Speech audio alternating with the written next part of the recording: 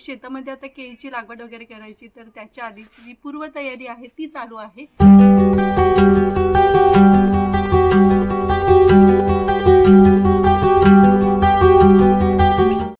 Hi hello नमस्कार, मी आहे उत्कर्ष आणि स्वागत करते तुमचं आपल्याच यूट्यूब चॅनलमध्ये, ज्याचं नाव आहे UKSBet. तर चला, आज आहे मंगळवार, तर आजच आमचा प्रोग्राम होता, परंतु कॅन्सल झाल्यामुळे आम्हाला सूतक वगैरे आहे, तर मग त्याच्यामुळे तो प्रोग्राम कॅन्सल झाला. आणि काल मी ब्लॉग वगैरे काही शूट नाही केला, कारण की माझी पण तब्येत थोडीशी ठीक नव्हती आणि काल खूप सगळी कामं होती, तर त्यामुळे. आणि आज पण शेतामध्ये कामं आहेत, तर हे लोक सकाळपासून गेलेले आहेत. तर मी आणि श्रियांश आत्ता जात आहोत. तर आत्ता वाजले आहेत संध्याकाळचे 5 आणि आज दिवसभर काही नाही, जी घरातलीच कामं आहेत तर ती सगळी केली, जेवण वगैरे ते सगळं. आणि आता यांनी काय काय काम केले तर ते पाहण्यासाठी जाऊयात. तर शेतामध्ये आता केळीची लागवड वगैरे करायची, तर त्याच्या आधीची जी पूर्वतयारी आहे ती चालू आहे. तर चला मग जाऊयात आपण शेतामध्ये, की यांनी काय काय केलं आज दिवसभरात काम, ते पण तुमच्यासोबत शेअर करते. आणि बाकीच्या ज्या शेतीचे अपडेट आहे, अजून काय काय आहे शेतामध्ये, ते पण तुमच्यासोबत शेअर करते. तर चला, त्यासाठी आपण जाऊयात आधी शेतामध्ये. तिथे शेळी कशी ओरडत होती, शेळी, तिचं नाव शेळी, तर इथे शेळी ओरडते. श्रेयांश दाखव कशी ओरडत होती, कशी रे. A few moments later. Shreyansh काय करतोय बघा, सगळी शेती क्लीन करतोय. उचल, हा तिकडेच फेकायचं. पुढे जा की जरा, हे बघ नको आम्हाला कोणाला माहित झालं. ते असलं उचलायचं तो का आजोबा शिकवतात.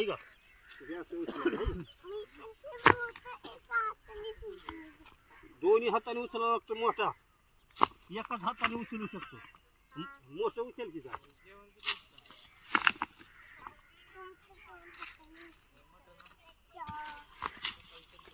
हेच ते मिरच्यांची झाडं जी तुम्ही लास्ट टाइम पाहिली.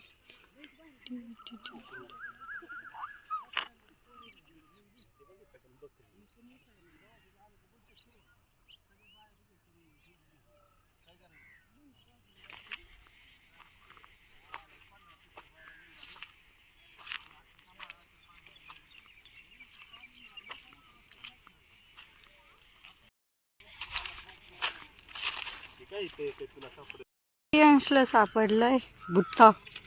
बघ, तुला ओपन करायला येतोय का? ओपन करायला तिथंच का टाकलंय, घरी घाल ना. नंतर नेऊ ना घरी उद्या. राहू दे, सोड. बरं घे, तुला घ्यायचंय तर चल घे. 1 hour later. सो तर तुम्ही पाहिलंच असेल, शेत नीट करायचं चालू आहे. तर मग मी पण थोडीशी हेल्प केली, माझी पण थोडासा हात लावला शेताला. आणि मग त्याच्यानंतर आम्ही चाललो जिथं आपल्या केळी आधी लावलेल्या आहेत, तर त्या केळीच्या बागेकडे. तर चला पाहूयात की काय काय अपडेट आहे आपल्या केळीच्या बागेची ती. तर मग चला, तुम्ही पाहू शकता जे मंदिराच्या साईडला आहे, तर पूर्ण असं साईडला सगळ्या बाजूने आपलं शेत आहे. तर हे आहे आपलं ग्रामदैवत, म्हणजेच गावदेवाचं मंदिर, आणि त्याच्या साईडला केळी आहे. तर चला आता आपण केळीच्या बागेमध्ये जाऊयात आणि थोड्याच दिवसात ह्या केळी काढायला येणार आहेत. अंदाजे महिना पकडून, महिन्यापेक्षा पण कमी लागेल, परंतु 1 महिना पकडा.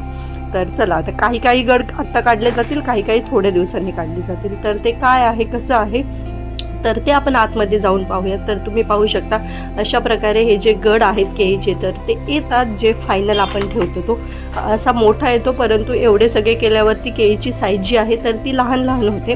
तर मग ते साईज वगैरे मेंटेन करण्यासाठी आपण जे खालचे गड आहेत तर ते काढून टाकतो. म्हणजे खालचे केळीचे गड जे कट केले, तर वरती 8-9 जे राहतात, तर मग ते व्यवस्थित येतात. त्यांना जे सगळं खाद्य वगैरे आहे तर ते व्यवस्थित पोचलं जातं. तर अशा प्रकारे केळीची बाग आहे. आणि त्याच्यामध्ये तुम्ही पाहू शकता काही गड मोठे मोठे झालेत, काही लहान लहान, डिपेंड्स असतं प्रत्येक झाड.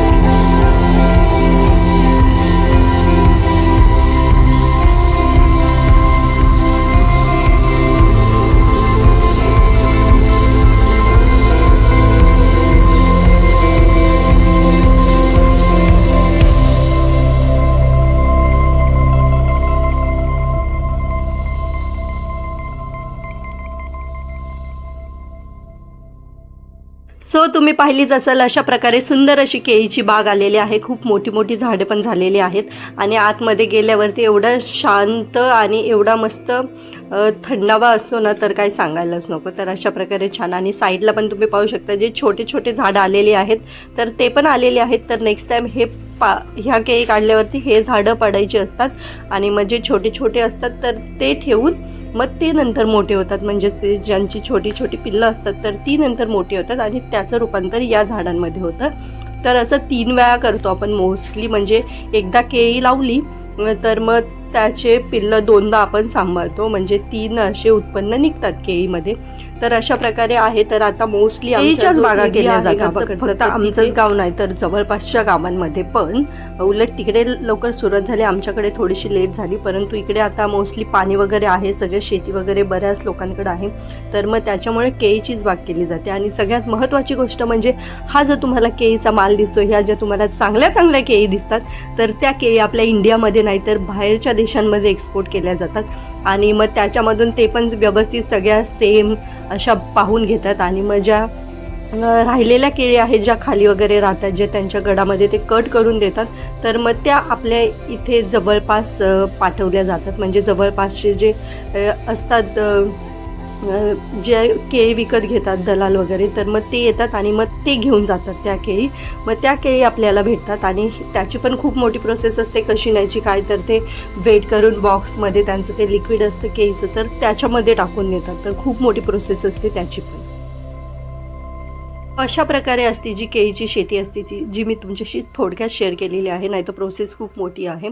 तर चला मग याच नोटवरती आजचा व्हिडिओ इथेच एंड करते. तुम्हाला कशी वाटली ही माहिती आणि आजचा व्हिडिओ ते कमेंट करून नक्कीच सांगा. व्हिडिओ आवडल्यास व्हिडिओला लाईक करा, शेअर करा आणि आपल्या चॅनलला सबस्क्राईब करायला विसरू नका. चला तर मग भेटूयात आपण लवकरच नेक्स्ट व्हिडिओमध्ये. तोपर्यंत बाय.